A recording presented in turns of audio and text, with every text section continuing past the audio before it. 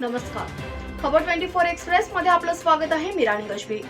उमेद अंतर्गत कार्यरत कंत्राटी अधिकारी कर्मचारी यांची फेड नियुक्ती यांच्या निर्णयाविरोधात तसेच बाह्य संस्थेला काम देऊ नये यासाठी बीड जिल्हाधिकारी कार्यालयासमोर धरणे आंदोलन संपन्न झाले.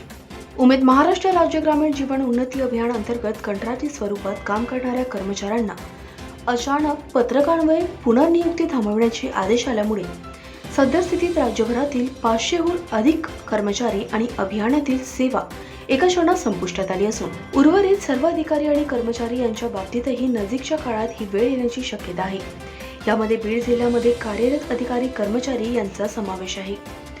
उमेद अंतर्गत ग्रामीण भागातील गरीब कुटुंबांना स्वयंसहायता समूहाच्या माध्यमातून संघटित करण्याचे काम सुरू असून स्वयंसहायता समूह, ग्रामसंघ आणि प्रभाग संघ अशी त्रिस्तरीय संस्थेची बांधणी करून या संस्थेच्या माध्यमातून लक्ष्य घटकांना कुटुंबांना सामाजिक आर्थिक सहाय्य उपलब्ध करून देण्याचे काम 2021 पासून सुरू आहे.